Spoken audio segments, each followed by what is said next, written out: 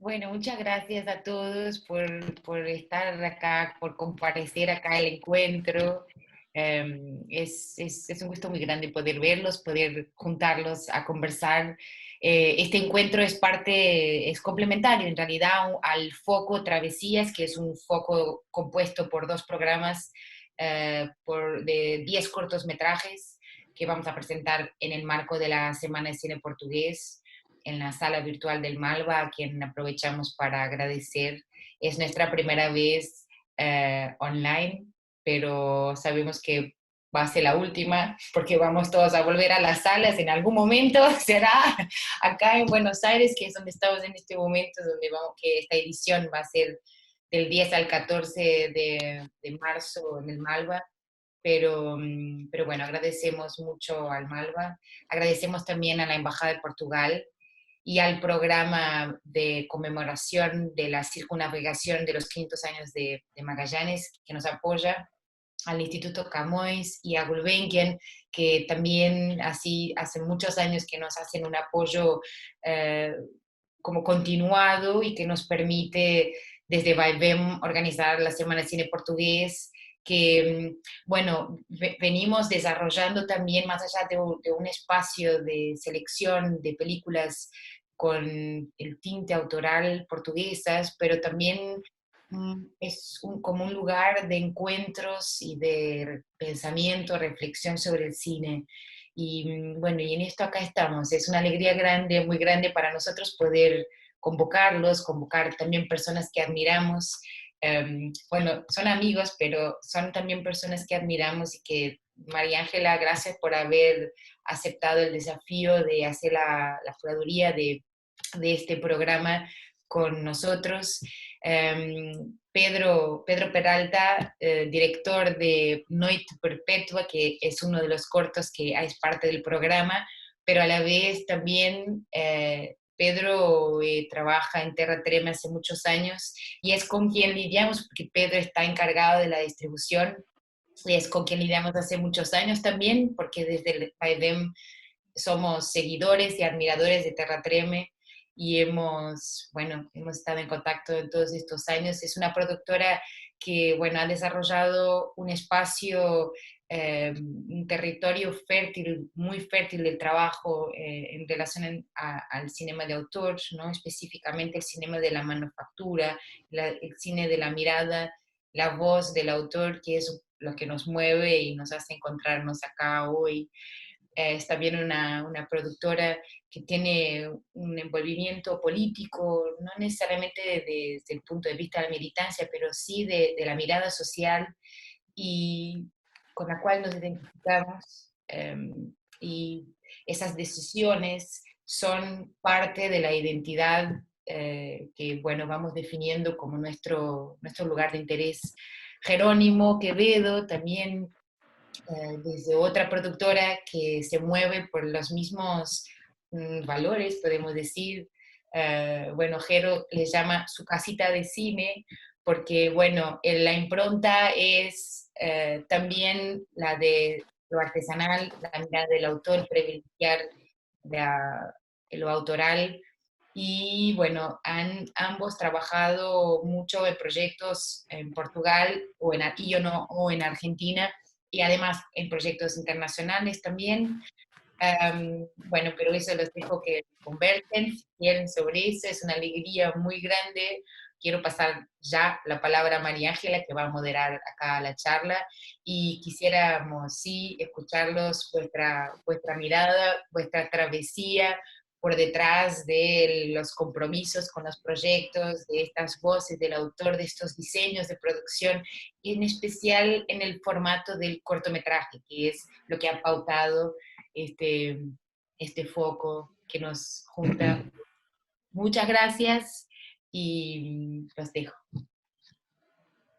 Bueno, María, muchas gracias y bueno, nuevamente agradezco muchísimo a Pedro y a Jerónimo por estar hoy con nosotros en este encuentro. Es un placer enorme tenerlos y es un honor para mí la propuesta de invitación que me extendió María para probar, el cual sugiere una cantidad de posibilidades, entre esas el desplazamiento, el movimiento variaciones, bifurcaciones y como mutaciones, ¿no? Para nosotras era un título que evocaba muchísimas ideas y creo que los cortos que seleccionamos era un poco todo esto, ¿no? Cortos que algunos trataban algunas temáticas similares, pero siempre con una mirada muy genuina, muy poética y política, que creo que esa es como la impronta sobre todo de dos productoras como las de ustedes. Entonces, en principio, pensar como la travesía de cada una de las productoras. Y bueno, no sé quién quiere empezar, si Jero o si Pedro. Cuéntanos un poquito, si quieres, Pedro, un poco cómo surge la idea de Terratreme. Cuéntanos un poco qué tiene que ver un poco con el título de la película de Visconti y bueno, cómo surge la idea de reunirse estos cineastas para arrancar con una productora. Bueno, primero que todo, muchas gracias por la invitación de vosotros, a ti, a María y a todos, a Tomás. Y hola también a Jerónimo, con que por casualidad Terratrem ya ha trabajado con un Puma, así que es, claro, alguien que nos da mucho gusto de poder tener esta charla. Cuando, bueno, yo, aunque trabajo hace 8 años en Terratrem, no soy uno de los socios fundadores, o sea, acerca del nombre de Terratrem, sí tiene que ver con esa película de Visconti. Se vosotros se recuerdan, era a história de grupo de pescadores, se diz assim, que queria tentar buscar seus próprios meios para poder subsistir e sobreviver. Y esa es la idea original de Terratrem. Son 5, o sea, son 6 socios, 5 son los directores, uno es productor. De buscar medios para poder produzir suas próprias películas. Em colaboração, ou seja, a ideia fundamental de Terratrem é essa ideia de um espaço de colaboração entre vários produtores barra diretores. Luego, mesmo en esta dimensión de distribución, o sea, nosotros sí, claro, somos una productora y un colectivo también, claro, pero de la mesma forma que hemos pensado como poder ser autosubsistente em termos de produção, claro que dependemos do Instituto del Cine Português, isso, pero todo o cine em Portugal que não seja cine com uma ideia clara de ser comercial depende do Instituto. Pero la idea era que también pudiésemos tener una dimensión autosustentable en la distribución. Y creo que cuando yo llegué a Terratrem fue cuando hemos empezado esta nueva fase. Y hoy en día es una de las dimensiones de Terratrem que es sustentable en el sentido que, o sea, mi salario es pago con los pequeños fees y el orçamento que se hace en la distribución de nuestras películas. Y hablando de cortos, es muy... Yo cuando María João me ha pasado ha hecho esa propuesta y también he visto esa lista, pensé un poco sobre cuál es la importancia de la cortometraje para Terratrem, que es que ha sido tan importante en nuestro crecimiento como productora. Y creo que una de las cosas que mismo hace 8 o 10 años distingue Terratrem es que para nosotros, en términos de importancia de, de ligación a un proyecto, no hacemos distinción, esto es un largo, esto es un documental, esto es un corto, o sea, consideramos por igual. Claro que la lógica de pensar un proyecto es diferente, pero no es una cosa que se hace en medio de hacer largos. Y, y esa responsabilidad con el formato de la cortometraje creo que es fundamental. Y luego, alguno do potencial que o próprio formato de la cortometraje tiene, que es una cierta un potencial de liberdade, de experimentação, de novas linguagens, de experimentar en la estética, de experimentar novas ideias, que vai muito bem com os valores de Terratrem. E então creio que foi encontro muito sencillo e óbvio, esta produtora produzir tantos cortos e continuar a ser una dimensión muy importante, porque es eso, es el formato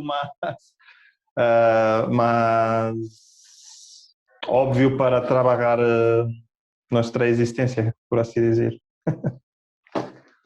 No sé si esto responde Bueno, a gracias tu por pregunta. esa introducción. No, sí. Me dejaste sin preguntas, Pedro, me dejaste sin preguntas, no mentiras. Pero bueno, y volviendo a ti un poco, Jero, cuéntanos acá un Puma.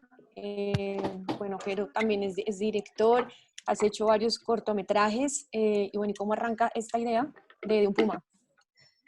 Bueno, primero, ¿se escucha bien? Porque estoy en un lugar donde hay un poco de ruido. ¿Me escuchan? Sí, estás perfecto. ¿Sí? Sí. Bueno, hola Pedro, ¿cómo andás? Todo. Como decía él antes, nosotros hicimos una película juntos, Alba de Ico Costa. También hicimos una colaboración en un cortometraje que se llama No Nieta Nafta, no sé si lo estoy pronunciando bien. Y ahora estamos trabajando con Terratrem también en el nuevo largometraje de Martín Rejman, que, bueno, de alguna manera, como decía María Joao y también decía María Ángela, hay algo de la identidad y de la impronta de las dos casas de producción que son muy parecidas y que siempre que podemos tratamos de cruzar los trabajos. Con respecto a el formato cortometraje, para nosotros pasa algo muy, muy particular, que es que a partir del momento que armamos la productora, de algún modo, dejamos de pensar en el formato cortometraje. Es decir, nosotros veníamos haciendo una serie de cortometrajes durante la facultad y apenas terminamos la universidad, que de alguna manera tuvieron muy, muy buen recorrido en festivales, y que eso fue de algún modo el impulso que nos llevó a armar la productora y a empezar a pensar en términos más estructurales la posibilidad de hacer cine. Digamos, el cortometraje, en nuestro caso, fue sin lugar a duda, tuvo una especie de doble motivación o doble ventaja. Por un lado, motivarnos a armar una estructura de productora y de esa manera empezar a hacer largometrajes y películas, digamos, un poco más ambiciosas. Y por otro lado, creo que lo mejor que nos dio el cortometraje, al menos en la impronta y en la identidad de la productora, es no perder nunca ese cierto espíritu amateur, ese espíritu de riesgo narrativo, ese espíritu de no dejar nunca de lado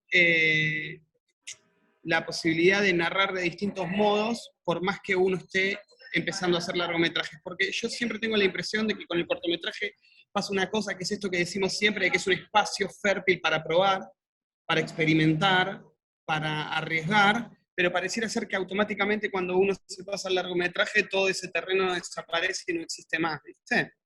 Entonces, un poco creo que lo que intentamos sostener a lo largo de estos años que tenemos la productora es que ese traspaso sea lo más literal posible. Que uno pueda seguir probando, que uno pueda seguir arriesgando, que uno pueda seguir trabajando elementos autorales que trabajan en los cortometrajes, también en las películas que hacemos. Y creo que es algo que se nota bastante en las películas de Un Puma. Uno, y hasta en su formato de producción, hasta en la manera de pensarlo, hasta en la manera de vincularnos con los técnicos. Siempre, digamos, cada vez más profesionales, pero nunca perdiendo esa cosa de estar siempre un poco al borde del precipicio, por decirlo de un modo más bien metafórico. Keto, pero por ejemplo, en tu caso, claro, eres director y tuviste varios cortometrajes, lo que ya decíamos antes, bueno, que pasaron por varios festivales muy interesantes, pero tú como director, ¿cuáles fueron tus necesidades que nunca viste que un productor te podía dar y por qué pensaste entonces en hacer una productora? En realidad el proceso es diferente. Nosotros hace ya como 5 o 6 años, yo estaba con mis cortometrajes, moviéndolos muchísimos. Había hecho La Mujer Perseguida, que se mostró en un montón de festivales, después de Enfrentar Animales Salvajes, y siempre trabajé con Teddy Williams, con Eduardo Teddy Williams, que seguro lo conocen. Y me acuerdo que en ese momento los dos estábamos pensando en hacer un largometraje, como él estaba pensando en hacer El auge del humano y yo estaba pensando en hacer Los restos fósiles.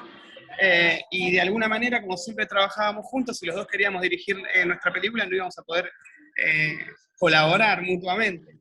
Entonces yo en ese momento como que me pareció que era mucho mejor empezar a ver de qué se trataba producir, empezar a aprender eso a los ponchazos, golpeándome la cabeza contra la pared, y entonces decidí postergar la película y empezar a trabajar en El auge del humano. Digamos, de alguna manera la decisión de armar la productora es un poco lo que les contaba antes, y por otro lado esta especie de charla de una noche en la que dijimos, bueno, dale, vamos a hacer El auge, no entendemos nada, cómo se financia una película que se filma en Mozambique, en Argentina y en el sudeste asiático. No sabemos ni cuánto cuesta, ni sabemos de dónde sacar la plata, pero bueno, vamos a hacerlo. Y bueno, empezamos a trabajar y a investigar y a tener por fin como objetivo el hecho de hacer sí o sí la película. Y digamos, eso fue llevando de alguna manera a seguir produciendo y a recibir proyectos que nos interesaban, y todos muy parecidos también a la manera en la que tenemos de pensar el cine. Y bueno, fíjate que mi película la estoy terminando de filmar recién ahora, después de 5 años. Bueno, bien. Sí, digamos, empecé a desarrollar hace 2 años y ahora estamos terminando de filmar. Pero digamos, no tuvo que ver tanto con esta idea acerca de que hubo o conocí productores que no podían llevar adelante lo que yo me imaginaba, y entonces por eso empezamos a desarrollar la productora, sino que tuvo más que ver con esto, con la idea de una película puntual, y que para hacer esa película teníamos que desarrollar estructura, y eso nos generó un oficio, digamos. Bueno, porque en Terratrem sí creo que hay como una impronta donde realmente se creó esta productora justamente como para hacer un poco de resistencia frente a los modelos de producción ya establecidos. Entonces, a mí me gustaría saber, Pedro, ¿ustedes cómo acompañan los proyectos? Mejor dicho, ¿les llega un proyecto y cómo lo acompañan? ¿O en qué piensan? ¿Cómo trabajan en conjunto con un director? ¿Qué tanto se involucra el director? Vale. Bueno, desde que he pensado, Terratrem ha cambiado mucho, ¿no? Mismo desde que yo estoy en Terratrem, a ver, yo cuando he ingresado en Terratrem, yo estaba hacia la distribución, coordenaba la postproducción, trataba de la comunicación, de lo design y tantas otras cosas. Ayudaba en algunos proyectos en la producción. Hoy en día hay una persona para la postproducción, otra para la comunicación, yo ahora estoy en la distribución, Hasta ya tenemos un colega para la distribución comercial. Era una persona solo en producción, ahora es 4. O sea, hemos crecido y mucho, pero sin embargo, creo lo que consigue igual es la actitud. Y esa pregunta, ¿cómo se trabaja con lo director? No hay un guión. No, a ver, las películas que tienen guión, que no hay un modo de trabajar. Es así, los socios de Terratrem se quedan con proyectos, o sea, al mismo tiempo que están trabajando en sus propios proyectos, en lo desarrollo, escribiendo o en el rodaje o en otra etapa de postproducción de sus propios proyectos como directores. Al mismo tiempo trabajan en los proyectos de otros directores o de otros socios. Por ejemplo, ahora en el proyecto de Pedro Pinho trabaja Tiago, trabaja Leonor.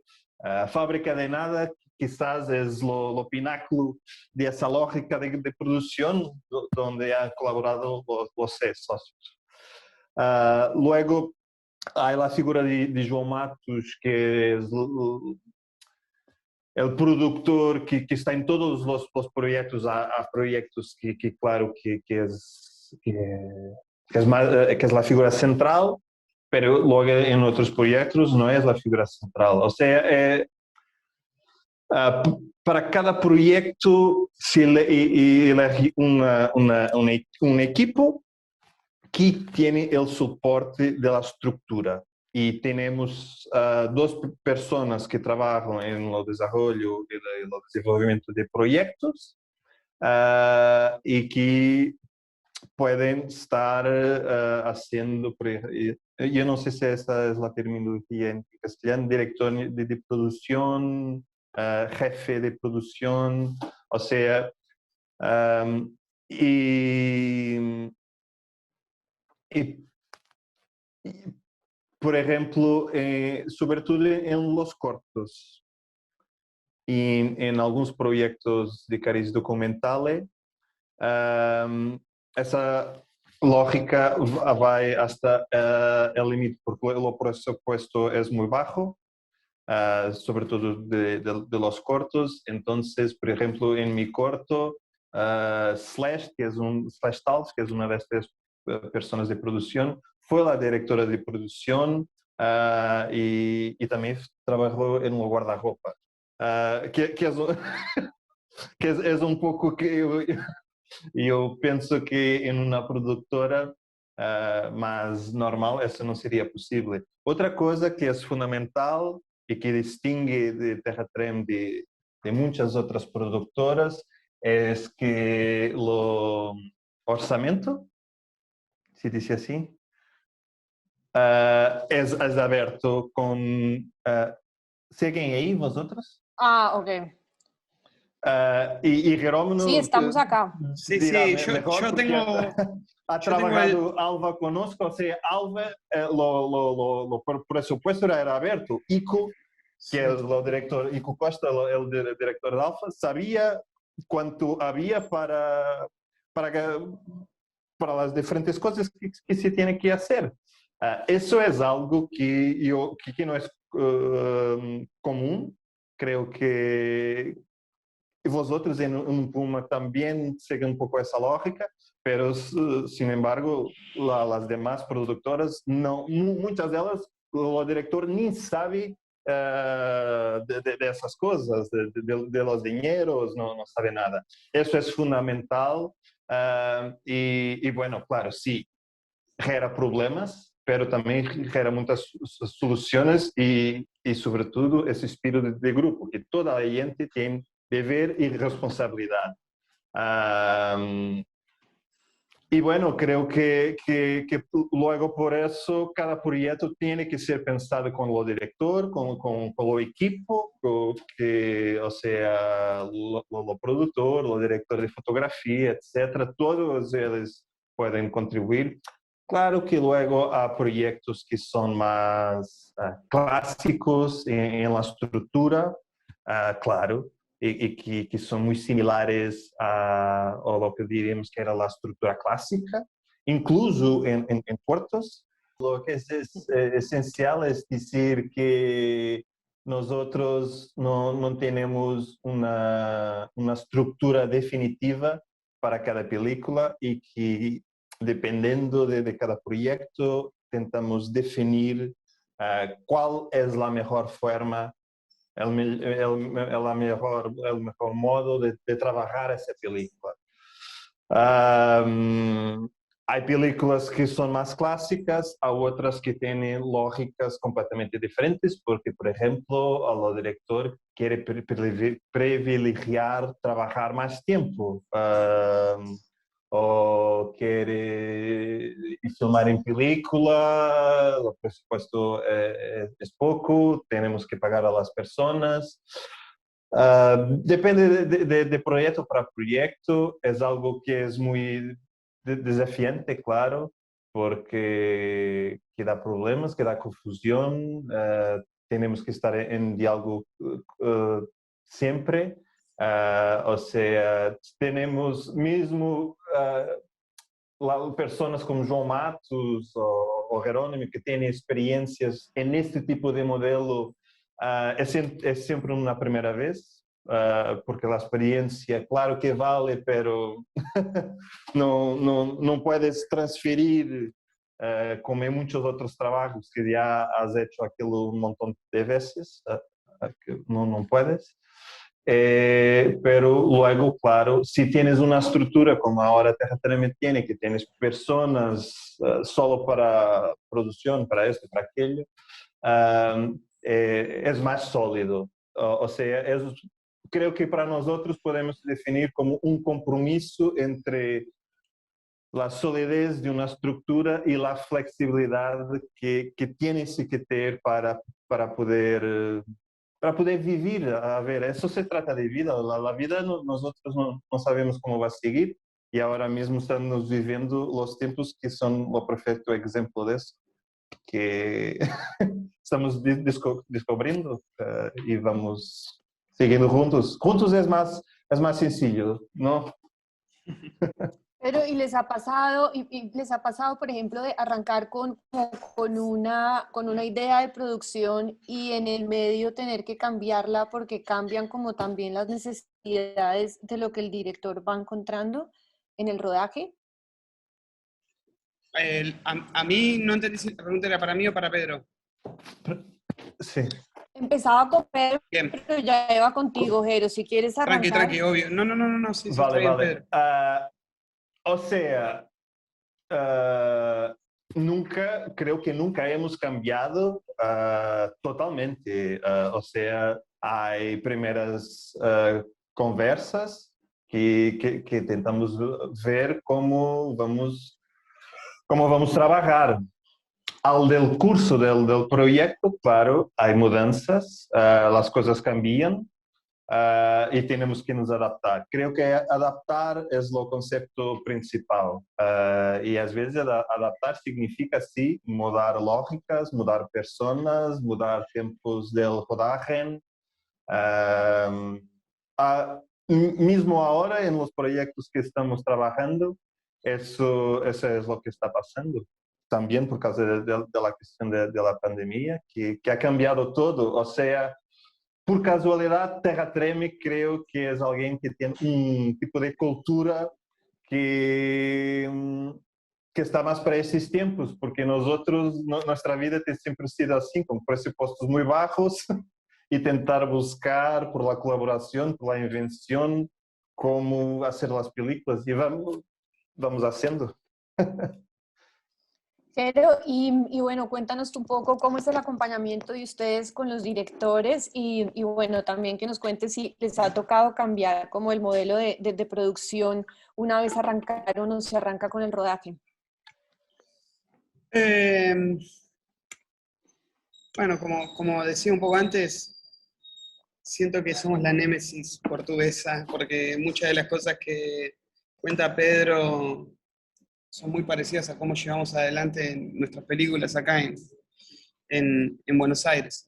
A ver, nosotros recién escuchaba la pregunta acerca de ir cambiando el modelo de producción e ir a su vez modificando los guiones, y eso es algo que pasa constantemente. No sé si será algo propio de los proyectos solamente nuestros, porque también tengo la impresión de que esa pregunta no se puede responder sin tener en cuenta todos los avatares y las complicaciones que existen hoy en día para hacer cine en Argentina, ¿viste? Nosotros tenemos hace varios años una situación muy complicada frente a la posibilidad de la financiación estatal a través del Inca, no quedan muchos canales por fuera del instituto, está la posibilidad de mecenazgo, pero cada vez son más la cantidad de proyectos que intentan financiarse de ese modo y es menor el dinero, teniendo en cuenta los problemas de inflación que vivimos en el país. Entonces hay algo de la estructura de producción y hay algo de lo que uno sueña a la hora de tener como recursos y herramientas para filmar una película, que después, obviamente, todo eso se va alterando y se va modificando. Nosotros tenemos un poco la política de hacer las películas contra viento y marea, ¿viste? Si nosotros pensamos que una película, armamos un presupuesto de 15 millones de pesos, pero después nos damos cuenta de que esos 15 millones de pesos no lo vamos a conseguir, bueno, tratamos siempre de pensar junto al director, que eso responde de alguna manera a la primera pregunta, cómo hacer para filmar la película con 10, y si no tenemos 10 con 5, y si no tenemos 5 con 1, y si tenemos la mitad de uno, también tratar de hacerlo con eso, digamos, como... Es que sí, es así, no queda otra, porque a nosotros nos pasó mucho que al principio había mucho afán por empezar a filmar películas con la financiación del Inca. Viste que en Argentina a veces es un poco complicado entrar en ese circuito y a nosotros nos llevó mucho tiempo hacerlo. Y durante los últimos años siempre con Vicky, con mis socios, decíamos, bueno, no queremos hacer más películas con tan poco dinero, digamos, teniendo que trabajar tanto en todas las cosas como contaba Pedro, ¿viste? Uh-huh. Y la verdad es que esa postura fue modificándose un poco, sobre todo en el último tiempo, porque teniendo en cuenta la cantidad de complicaciones que hay también para adquirir y para conseguir esa financiación, en realidad la política de la productora fue mutando y se convirtió en, con Inca o sin Inca vamos a filmar. Si vamos a tener $300.000, lo vamos a hacer con $300.000, si vamos a tener $5.000, vamos a hacerlo con eso. Como tratar de no dejar de filmar nunca, ¿viste? Y sobre todo en estos tiempos. Entonces, sí, creo que la pregunta se resume a sí, va cambiando y va mutando, y bienvenido sea también, no solo del guión, sino también de la producción, de la manera de pensar la película. Digo, como tratar de que las películas estén vivas todo el tiempo, ¿viste? Hasta el último momento, hasta el momento en que se imprime y se estrena. No, Jerry, también quería, bueno, como preguntarte, arrancar contigo, ¿cómo fue esa alianza entre ustedes y Terra Treme? Creo que el primer cortometraje en el que colaboraron fue justamente en el de Ico Costa, pero me llama la atención justamente eso, porque nosotros conocemos muy bien cómo hay que guerrearse el cine argentino realmente y cómo todos los días van cambiando y mutando las cosas, pero no sé si para el resto del mundo se puede pensar en unirse y guerreárselo de la misma manera como uno lo hace. Sí. Entonces, bueno, sí tienen bastante similitud justamente Terra Treme y ustedes, pero bueno, quiero saber cómo fue como ese encuentro, esa relación y esa colaboración de trabajar juntos. Sí, igual con respecto a lo que estaba diciendo antes, como quiero hacer una salvedad, que es que no es un discurso anti-Inca ni estoy renegando del instituto, del contrario, de hecho todos nuestros proyectos hoy en día, su estructura financiera principal nacional es la del instituto. Pero bueno, lo que tratamos de decir es que si eso no existe, las películas las intentamos llevarlas adelante del mismo modo. Y con respecto a Terratrem, a ver, nosotros hicimos, como contaba antes, una colaboración muy pequeña en la postproducción de No Nieta Nafta, y después hicimos la película de Ico, que como decía Pedro, la película de Ico fue diminuta. Digamos, a pesar de haber sido rodada en Super 16 milímetros y haber tenido nuestra coproducción, fue una película muy pequeña, digamos, y creo que en este sistema de producción en el que prácticamente éramos 4 o 5 personas haciendo de todo, esa película es como su mayor exponente. Bueno, ahora estamos haciendo la película digo, quedó una relación laboral no solo muy buena, sino también en la manera de concebir el cine, y por ejemplo ahora estamos colaborando con la película de Martín, que fue la película que ganó el premio de Urimash en San Sebastián, y que tiene otro tipo de financiación, y la verdad será una realidad completamente distinta a la anterior. Pero digamos, en realidad el puntapié viene porque Ico es muy amigo de Teddy, y Teddy nos dijo a nosotros que veamos lo que estaba haciendo Ico y que seguramente nos iba a gustar mucho. Y a través de él, cuando nos reunimos hace ya 3 o 4 o 5 años, Terratrem era parte del equipo de producción. Y bueno, y a la vez creo que nosotros ya habíamos visto a Fábrica de Nada, que es como, nada, la película que lamentablemente no pudimos hacer, pero nos hubiese encantado hacer. Jero, y bueno, sí, hay que hacer varias aclaraciones también, ¿no? Lo que decíamos es un síntoma latinoamericano, ¿no? No es solo de Argentina, donde Sí. siempre se discute con el instituto y, bueno, los apoyos y todo, sino es una cuestión latinoamericana. ¿Tú crees como desde el lugar latinoamericano que alguna alternativa y posibilidad son justamente estas alianzas como transatlánticas? Sí, sin duda. La pregunta es para Pedro, ¿no? Para ti, Jero, y después para la mí. pasamos a Pedro. Ok.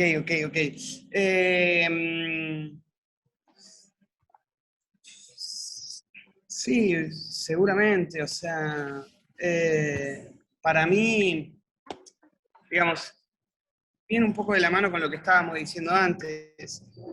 Si uno tiene un proyecto o una película que requiere de una estructura de producción y de una capacidad financiera considerable, hoy en día con las posibilidades que hay en Argentina, es muy difícil llevar adelante una peli. Entonces uno tiene que salir cuasi obligatoriamente a buscar alianzas y posibilidades de coproducción, sobre todo con Europa, donde hay posibilidades. Pasa que también, digo, esto es justo decirlo.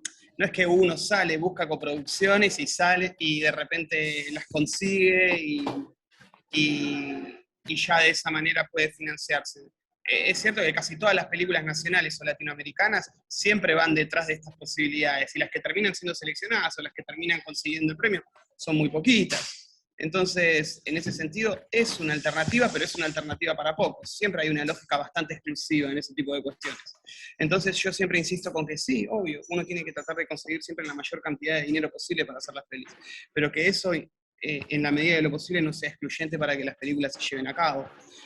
Nosotros, por ejemplo, ahora ganamos el ICA, el Fondo de Coproducción con Portugal, con la nueva película de Teddy. Y claro, uno se pone a ver el listado de películas y ganan 3 películas y se presentan 40 proyectos que son fantásticos y que son directores con un montón de carrera y de renombre y que vienen haciendo un montón de pelis. Y para hacer una posible coproducción con Portugal van a tener que esperar al año que viene y van a tener que volver a competir con otros 50 realizadores. Entonces, en ese sentido, sí, obviamente que la posibilidad de hacer alianzas transatlánticas es fundamental, pero también uno no puede negar de que eso en general suelen ser privilegios para muy pocos proyectos. Sí, tal cual. No sé qué opina Pedro. Sobre lo mismo, María Ángela. Es la misma cuestión. Sí, sobre lo mismo, vale. Y también como, claro, fue también ese interés como en generar esta alianza con una productora en Argentina. ¿Y qué otro tipo de alianzas ustedes han hecho con otros países? Porque no, o cuál ha sido como la más, no sé, o la más difícil o la más... Vale. A ver, en lo caso de nuestra colaboración con un Puma, creo que la colaboración también define mucho la manera de trabajar de nosotros y nuestros valores. O sea, Jerónimo trabaja con Teddy y tienen una colaboración de productor-director, pero antes de eso ellos son amigos, ¿no? Creo Sí, creo que esa es la verdad. En por Terra 3, ahora, por ahora. por ahora. Por Sí, siempre, Jero. No, sí, por siempre, por siempre. está claro. No. Pero eso claro, esa vida de ser amigo y trabajar es muy dura. Hasta Ico ha ido a ir para Moçambique, ¿sabes? Sí. En otro fin de semana yo he estado con él en su casa y hablamos de muchas cosas, incluso del nuevo proyecto de Teddy, que felicitaciones, que me parece genial. Y luego, ¿cómo surge ICO? ICO ha estudiado en Argentina, porque hay un protocolo en la Universidad de Cine de Lisboa con la Universidad de Cine de Buenos Aires. Luego ahí hay una afinidad porque hay ese cambio de estudiantes, ¿no? Ico se ha tornado mi amigo, incluso creo que cuando yo he conocido Ico, pasé un poco de tiempo, Ted estaba acá, he conocido Ted y Ico, y luego yo he presentado Ico a Terra Trem y dije, bueno, es mi amigo, tiene este proyecto, y hoy en día todos somos amigos. O sea, amigos, nosotros no hablamos solo de trabajo, vamos a cenar unos con los otros, pasar ferias, amigos, en fin. Um, y eso creo que define mucho. Pero, sin embargo, uh, también por esa ocasión, creo que Ico empezó a hablar castellano, ha estudiado con Teddy, de nuevo, ellos primero fueron amigos en Frenois, en Francia, y esa ligación con un Puma viene de ahí, y fue pura casualidad que los valores de las productoras fueron un match, creo. Pero yo me recuerdo de conversas con Ico hablando de ellos, de un Puma y de los cinemas de esa escena, porque es más una escena que otra cosa, porque incluso Teddy hasta poco tiempo no había ganado Inca, ¿no? No me Exacto. estoy equivocando, ¿no? Y otros tantos cineastas argentinos que tienen mucho renombre. Estaba hablando con una productora, Julieta Cadela. Junquera, que yo estaba diciendo era aquel nombre, y ella estaba diciendo, pero ellos no tienen I, que yo, no tenía ni idea. y Pero Ico me decía del espíritu de solidaridad que vosotros tienen en un Puma, y no solo los amigos ayudan a hacer las películas. Y yo soy un poco más cínico y te voy a decir, pero ¿cuánto tiempo eso es posible? Nosotros ahora ya no tenemos 20 años. Cuando estamos con 20 años, ahora todos nosotros tenemos 30 y cualquier cosa. Nosotros tenemos, creo que, la misma edad.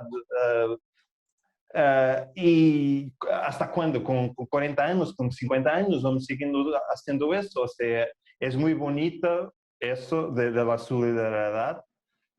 Yo tengo idea que va a seguir de una u otra forma. Espero que la gente que ahora tiene 20 siga ese ejemplo y que sea posible. Pero una cosa que define, aunque no hay ¿cómo se dice? Un concurso producción Portugal-Argentina. Es un concurso más general, que es eso que hemos trabajado, que ahora Jerónimo trabajó con ICO, que es coproducción internacional, pero Portugal y Argentina yo espero no estar en una ego trip, tiene una cinematografía muy rara. Hay un absurdo de cinema, de muy bueno cinema autoral en cinema en Argentina y en Portugal. Y si vamos a comparar con otras cinematografías en Alemania, en España, que sería lo más obvio. Yo creo que el cine portugués y el cine argentino tiene más a ver con la escena que ha ocurrido en Galicia en los últimos 10 años, con Oliver Lach, con Luis Patino, etc., do que el cine español. Claro que Argentina y España hay muchas coproducciones, pero en este tipo de cine creo que hay más afinidad y por los valores, por un cierto tipo de cultura, aunque hablemos portuñol y castellano, pero creo que tiene a ver con eso, con una actitud de resistencia, de buscar en la colaboración y en la amistad lo que no tenemos con La Plata, porque tanto ICA como Inca, los presupuestos cuando hay son muy bajos y realmente tenemos que pensar cómo vamos a hacer a veces las cosas sin dinero, o sea, siempre con dinero, pero ¿qué soluciones buscar? Por ejemplo, yo doy el ejemplo como director. O presupuesto de Noche Perpetua foi casi 3 veces más lo que yo he tenido con mi otro corto, Ascensão. Y uno de mis miedos, que eu estava sempre hablando com a produtor, que eu tenía medo de lo dinero, que yo decía que lo dinero enloquece las personas, que va a cambiar todas las dinámicas, todas las relaciones. Al fin del día se está hablando de dinero y con Ascensão, que no había mucho dinero, la gente decía, no hay problema, yo hago la comida, tú hagas eso, Y esa mudanza de chip por no haber dinero y tenemos que resistir y soportar con la solidaridad, muda todas las cosas. Claro que eso tiene un límite, que no es posible vivir siempre en ese modo de sesión. Eso no puede ser la sesión, tiene que ser debe ser la norma, pero es siempre muy difícil, pero que una de las cosas que hay en común son de facto los institutos y una situación económica precaria y al mismo tiempo, claro, son culturas que son ricas, que tienen grandes referentes culturales, ¿no? Argentina es, es increíble la cultura, claro. Mucho más hasta que Portugal, que es muy buena, pero Argentina tiene otra dimensión. Pero creo que eso es común y suspecto, sin saber, que María João, que también tiene esa experiencia de vivir en los dos mundos, que dará eso también en producción, no solo de películas, pero de festivales, a esa actitud en portugués llamamos desenrasca. Tenemos que intentar hacer las cosas. Y me llama la atención, ¿ustedes qué piensan, por ejemplo, de toda esta plataforma paralela para financiar también las películas, como lo son los festivales y los laboratorios? ¿Ustedes proponen cómo seguir ese camino con los directores con los que trabajan? ¿Qué les parece? ¿Cuál es su percepción respecto a esto? Pero si quieres, arranca tú. Tienes el micrófono apagado. Ahí lo desmuteé. Es una pregunta que creo que es muy difícil de responder en términos generales.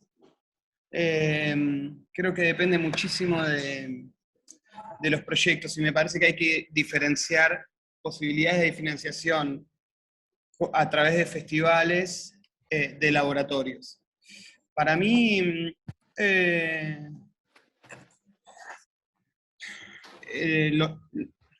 hay algo alrededor de los laboratorios que puede funcionar, pero me parece que uno tiene que hacer una curaduría muy precisa de los lugares a donde envía las películas y también pensando muchísimo en la película en sí, digamos.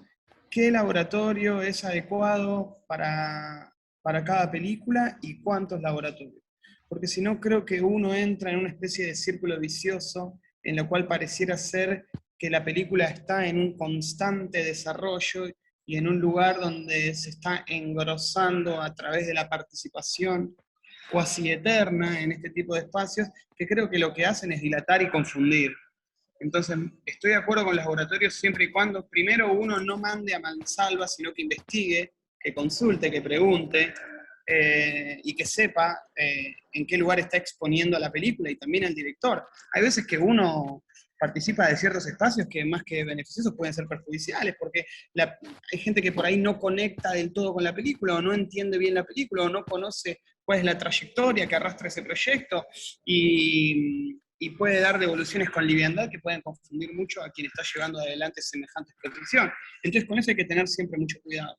Y después con respecto a lo de la financiación en festivales, obviamente, siempre que haya, digamos, lo que sea plata, donde haya plata hay que ir. Digo, eso es como algo claro y básico, y yo estoy recontra de acuerdo con todo, y para mí en ese sentido me es muy difícil pensar que si hay un espacio donde existe la posibilidad de construir financiación a un proyecto, uno diga que no por X o por Y, pero los que son específicamente de desarrollo de proyecto, desarrollo de guión o la instancia de pensar los proyectos, creo que hay que ser muy, muy, muy cuidadosos, sobre todo porque a veces pareciera ser que hay más oferta de laboratorios que de películas. Entonces, en ese sentido, y sí, es la verdad. Entonces, creo que uno tiene que, sobre todo como productor, investigar mucho a dónde manda las películas, saber a dónde manda las películas y por qué las manda. No, y además hay algo, sí, bueno, lo que tú dices, estoy absolutamente de acuerdo y además también pasa que si no estás en cierto laboratorio, entonces esa película va a tener muchas más dificultades después de conocerse o de mostrarse en, ¿no? También están las Absurdo. películas de laboratorio de festivales únicamente para presentarse en ese Y festival, que que, también es y, absurdo, y, ¿no? y que Como son todas iguales. Digo, que son todas iguales. hay algo ahí muy extraño que sucede con el cine contemporáneo de los últimos 10 años, que pareciera ser que todas las películas se van amoldando del mismo modo, con el mismo formato de producción, con el mismo modo de ser escritas, con el mismo modo de ser actuadas. Digo, no sé si es culpa de los laboratorios, no sé si es culpa de cierta exigencia tácita que surge de los festivales, pero eso es rarísimo, y yo creo que ese también es un desafío para las nuevas casas de producción, tanto de Pero Terratrén, que creo que lo asume muy bien el compromiso, y para nosotros. Es decir, por ejemplo, nosotros ahora estrenamos 2 películas en la Berlinale, en Berlinale Forum.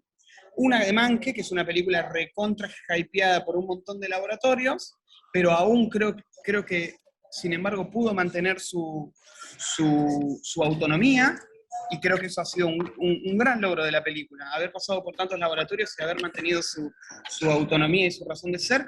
Y, por ejemplo, hicimos otra película que es la de Nacho Ceroy, que no fue a ningún lado, que la terminamos en 9 meses, que solamente claro. tenemos la financiación del Inca. O sea, Inca, Nacho trabajando, nosotros trabajando, y la película está en el mismo espacio, ¿viste? Entonces hay que tener cuidado también con la idea de que hay una fórmula prediseñada para que la película esté en tal o cual lugar. Yo creo que la clave es que las películas sean buenas. Por ahí es muy romántica mi postura, pero yo creo que la clave siempre es que las películas estén buenas.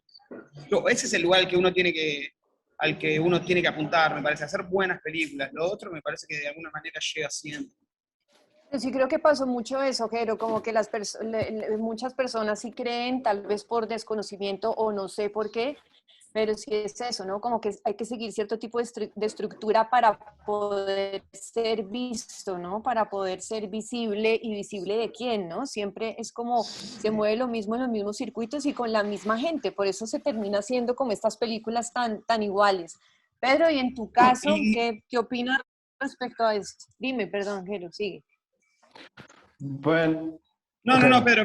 No, dale. sí. Bueno, primero que todo, decir que estoy 1000% de acuerdo con lo que Jerónimo ha dicho. O sea, después de lo que Jerónimo ha dicho, tengo mucho poco a decir porque será redundante, será hacer la misma cosa. A ver, es que yo pienso exactamente Solo lo mismo. suspiras, solo suspiras. No, a ver, incluso ahora con mi proyecto de largometraje, yo estoy en un laboratorio, he sido seleccionado para otro,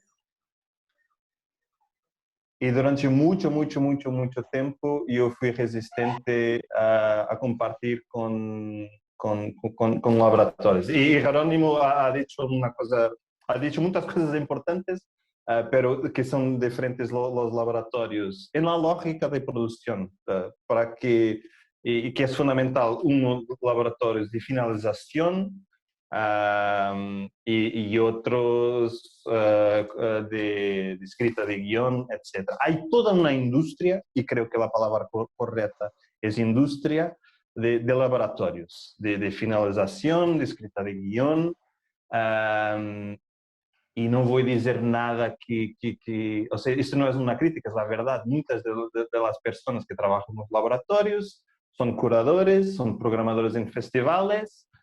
Es muy difícil ser programador. Yo comprendo la posición de programadores, que tengo amigos que son programadores y sé cómo los viven, y que es muy difícil. Tú tienes que trabajar en varios festivales en algunos casos y hacer varias cosas al mismo tiempo.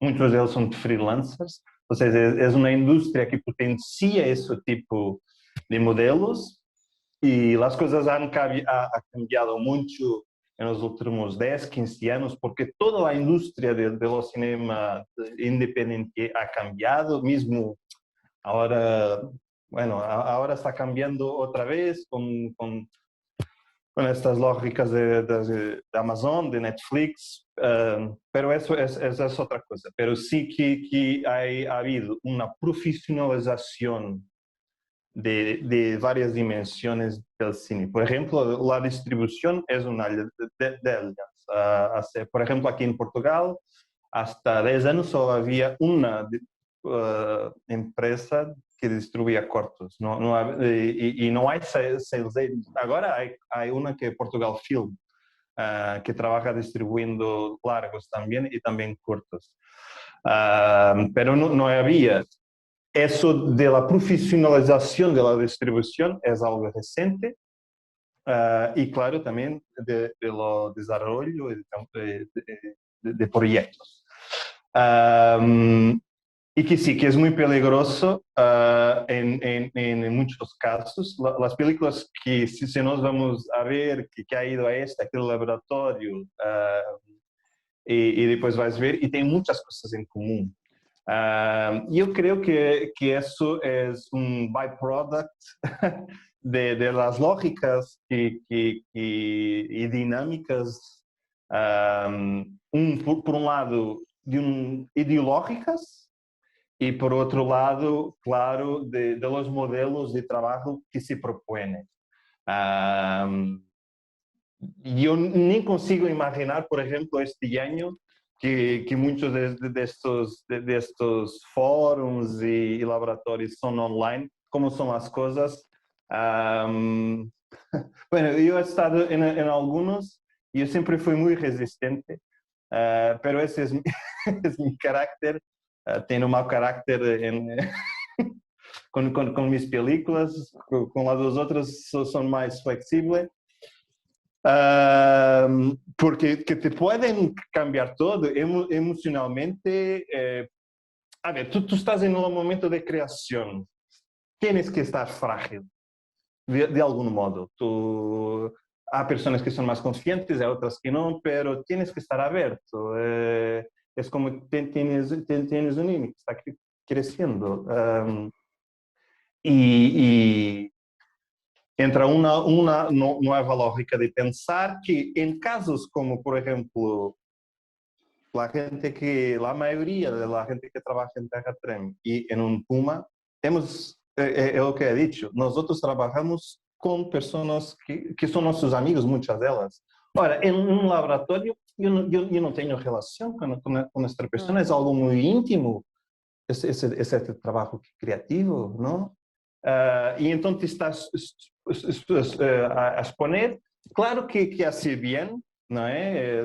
Si uno quiere ser como un adulto, diría, bueno, así te haces hombre, te haces mujer, que es responsabilidad, compromiso, pero creo que Jerónimo ha dicho una cosa muy bonita, que es muy romántica, pero yo estoy completamente de acuerdo. Uno tiene que seguir siendo un poco amateur.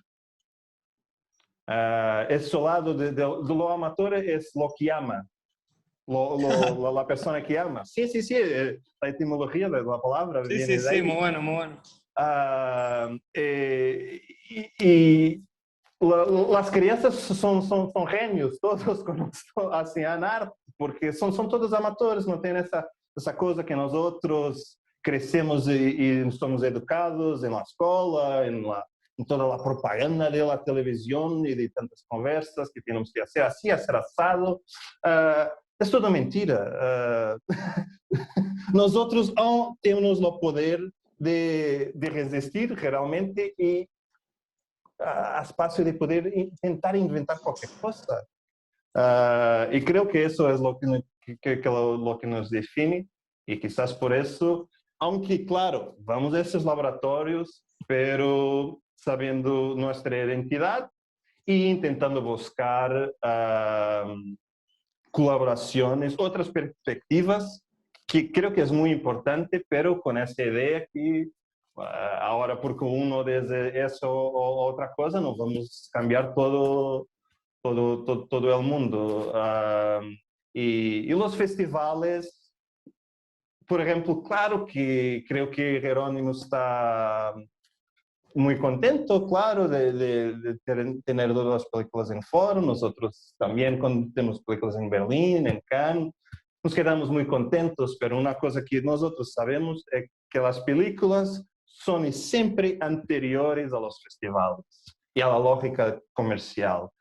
Y también son posteriores, porque sobreviven después de eso, de los festivales, de la fiesta, ese lado más festivo, que es muy bonito, claro, que nos da mucha ilusión y felicidad, pero son otra cosa, viven por... Hay películas que yo creo que, sobre todo mis películas, yo no tengo ni idea si son buenas o son malas, creo que en 20 años voy a olhar para ellas y tener una idea mejor. Entonces, bueno, simplemente como saber desde la perspectiva de ustedes como directores y productores, cómo han asumido este año de festivales online, laboratorios online, pandemia, en fin, cómo los ha afectado y cómo han visto todo este mundo que se nos presentó.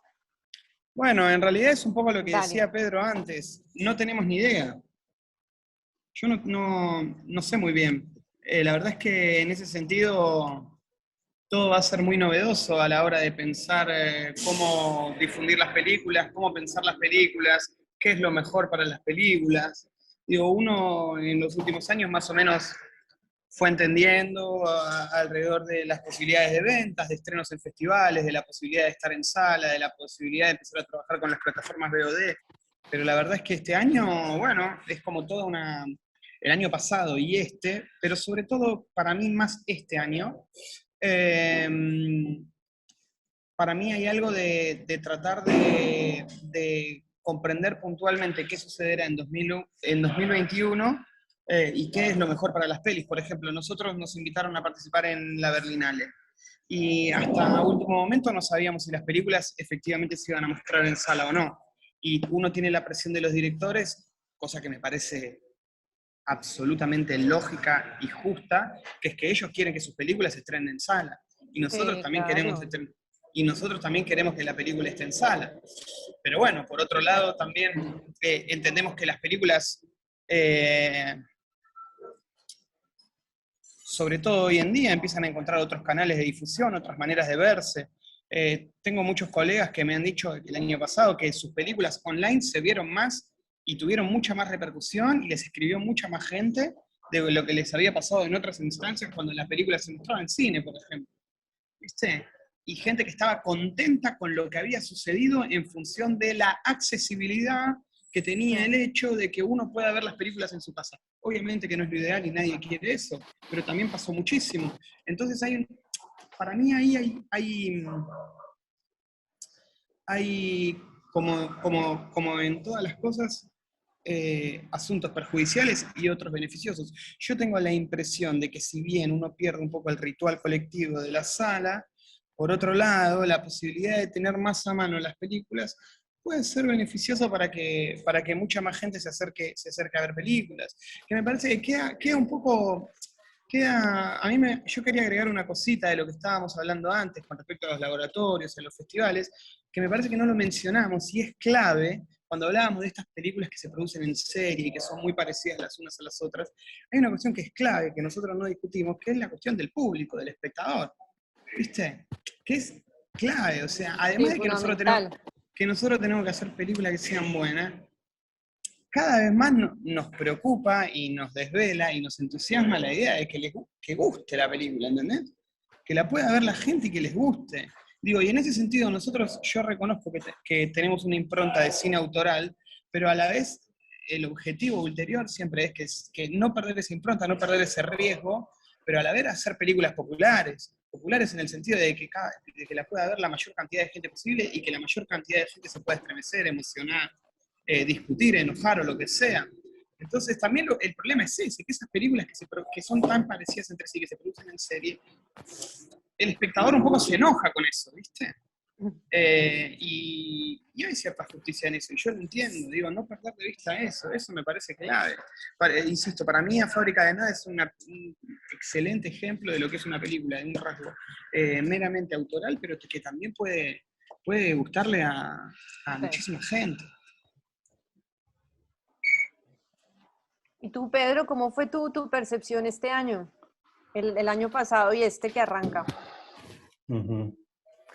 Bueno, eu vou tentar ser sencillo porque há muitas coisas que esse tema me toca a mim em particular porque sou diretor, sigo trabalhando com meus projetos como director y luego tengo un trabajo durante la semana como distribuidor en Terratrem, que es una estructura de producción. Así que vivo mucho, con mucha intensidad este tema.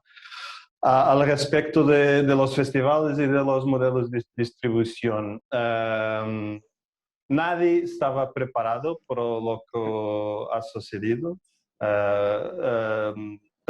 Tampoco las pequeñas distribuidoras o productoras como nosotros, y mismo las grandes distribuidoras no estaban tan preparadas. O sea, nosotros estamos aprendiendo con lo pasar del tiempo.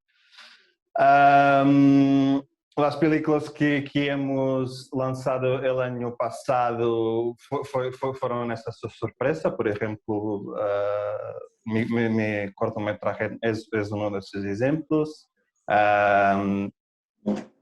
Es otra lógica trabajar, es una lógica muy diferente de trabajar un corto de un largo. Nosotros hemos lanzado un largo que se llama Amor Fati, de Cláudia Verjão. El estreno fue en Visão do Réu, que tuvo por la primera vez una edición online, y fue muy raro.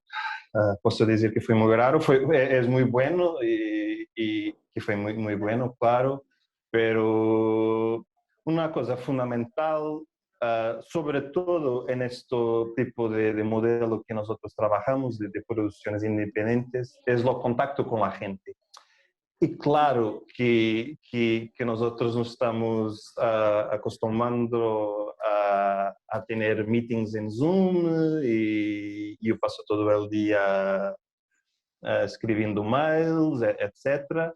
Pero nada puede sustituir la presencia. O sea, nosotros, los encuentros físicos.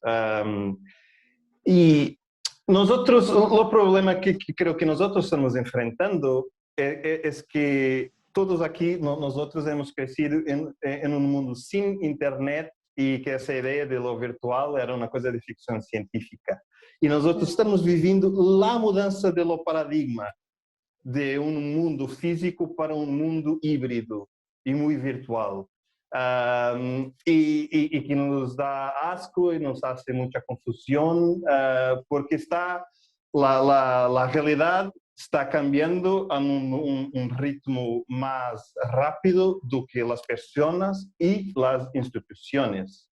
Eso es fundamental. ¿Por qué?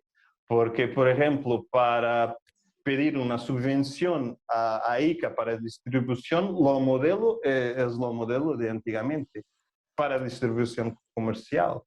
La forma de buscar coproducciones es conociendo a la gente, claro que es posible de ese modo, pero de nuevo, nosotros trabajamos con un Puna por una amizad, que foi uma amizade. Eu não conheci Ico via Zoom, não.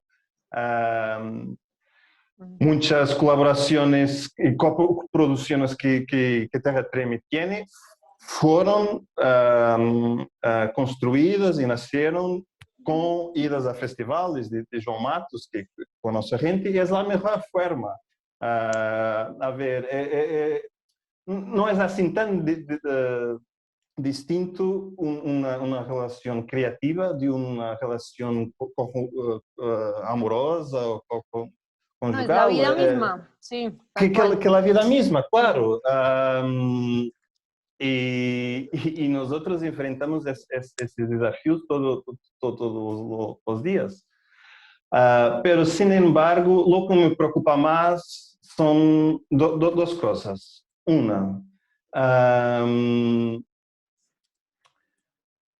lo cinema, claro, es una arte industrial y está ahí muy mezclada con lo capitalismo y la idea de capital. Y no creo que eso va a cambiar por ahora en los próximos tiempos.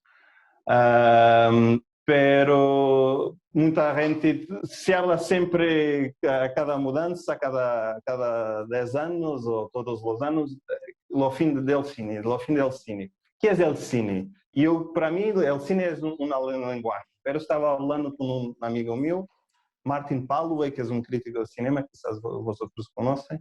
Él me estaba diciendo que, bueno, es cine, yo estaba diciendo, pero nosotros tú ves cine en tu ordenador, ves cine en la tele, sigue siendo cine, ¿no? Pero él me decía, sí, pero esa experiencia de cine en la sala es algo completamente distinto. ¿Por qué? Porque la película tem algo de inacessível para você. Ou seja, tu em tu casa, em tu ordenador, em tu TV, podes fazer pause, podes fazer fast forward. Em lo cine, não. A película pensa que queres ir ao banho, tens que ir, a película segue. Há outra gente, há uma violência positiva do outro. Há outras pessoas na sala que se mandam risadas, que fazem... Pode haver discussões. É outra coisa completamente diferente. Essa dimensão coletiva da sala de cine não dá para cambiar. E é muito diferente a percepção de consumir a realidade que tu não podes fazer pause de la realidad de los streaming que puedes hacer. O sea, una de las cosas que Jerónimo, tú has estado en San Sebastián, ¿no?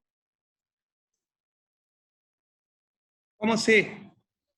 Una de las cosas que me sorprendió mucho en la video library de San Sebastián es que las películas tú no podías, o sea, empezabas a verlas, podías poner pause, pero no podías poner para atrás. Y al principio yo empecé a ver una película y pensé, no, bueno, mañana acabo la película, no pasa nada. Y luego el otro día tenía que pensar de nuevo, oh my God, y me quedé aburrido, pero luego pensé, wow, no, pero eso es más próximo del cine. Sí, tú no, es justo, es justo. Ahora tienes que ver la película desde el principio. Es la vida es así, tú no Sí, puedes sí, sí, sí, forzarlo. totalmente. Um, Sí. y creo que tenemos que pensar en distintos modelos también de proyección y cómo solucionarlo.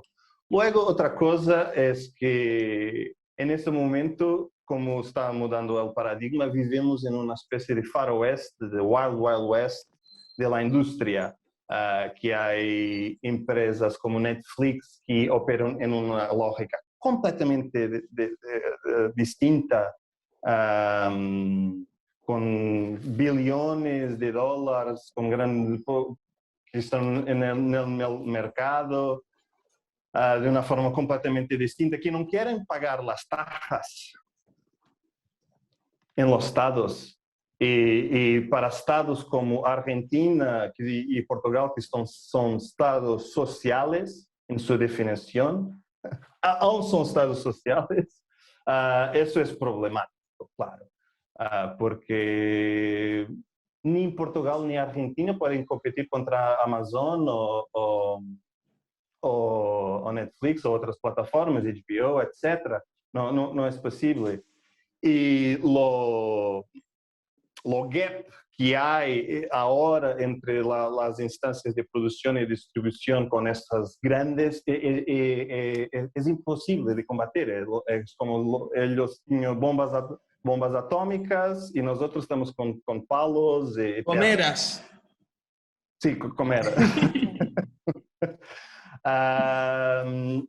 Así que son tiempos muy raros y de nuevos paradigmas, también de subvención, no sé, porque los institutos siguen pensando como se hacían las cosas en el pasado y hace sentido, es el pasado muy reciente, pero todo ha cambiado y lo que tenemos que pensar es cómo seguir tener un Estado social y modelos de producción y de subvención para hacer un tipo de arte, de cine que puede tener una dimensión social, que puede tener una cierta libertad.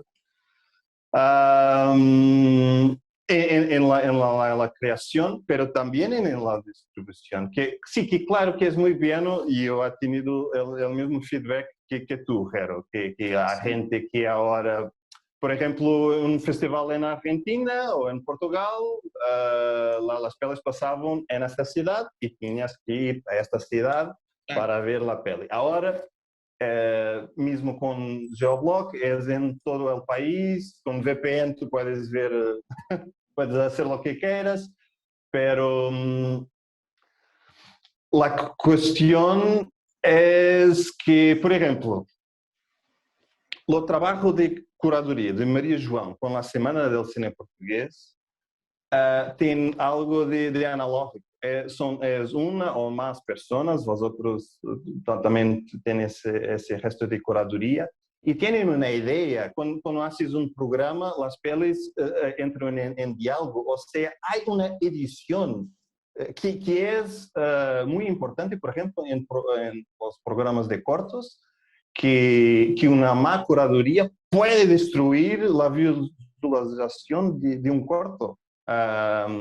Porque tú estás cambiando de tono, de feeling, de corto para corto. Y tienes que hacer esa edición lo mejor que puedes, a veces haciendo desafíos de embate, pero hay ese elemento humano, no es un algoritmo y no es la lógica del capital que determina. Y las personas que van a ver las películas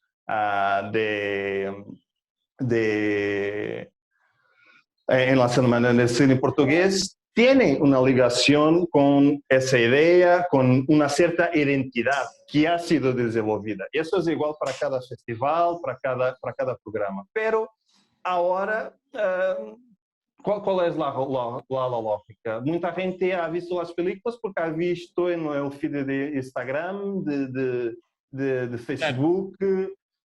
O sea, son los algoritmos que están haciendo la curaduría y que están direccionando la atención de las personas. ¿Cómo luchar contra eso? Yo no sé, pero es una cuestión, ecológica, porque hablamos de un cierto tipo de ecosistema que si no buscamos formas de cambiarlo ahora, y de eso ser una discusión que tenemos que tener ahora, es lo grande desafío de nuestra generación. En 10 años yo no puedo hacer idea de lo que será si no tenemos este tipo de discusiones ahora, de cómo ser autosustentables, cómo tener, por eso digo que es un problema casi de ecología, cómo tener un ecosistema sustentable de producción y de distribución. Tenemos que hablar todos entre nosotros y por eso muchas gracias por esto, por la oportunidad de este debate que creo que es fundamental. No, yo creo eso, que nos quedamos con, bueno, con lo que decía también un poco Jero, de pensar un poco, de ser un poco más romántico respecto a cómo pensamos, ¿no? Y generar como estos espacios donde todavía podemos pensar el cine y también generar una mirada crítica respecto a todo ese mundo que se nos está presentando, ¿no? Y ponerlo constantemente en duda, ¿no? Y ver qué es lo mejor para nosotros, para el sistema que cada uno maneja con las películas, con los directores, su producción, y bueno, seguir generando como estos puentes, ¿no? Y abrirnos a perspectivas totalmente diferentes. Así que bueno, Jero, mil gracias por acompañarnos, un placer verte, y a ti también, Pedro, otra vez millones de gracias. Fue un placer Gracias. y bueno, uno siempre se queda con un millón de preguntas, y fuera todo con ustedes dos, nos quedamos con muchas más preguntas para hacerles, pero bueno, muchísimas gracias por el tiempo y bueno, besos y abrazos. A Bueno, vosotros, gracias. un beso María Ángela, un beso Pedro, muchas gracias por la invitación y bueno, espero que sigamos haciendo películas.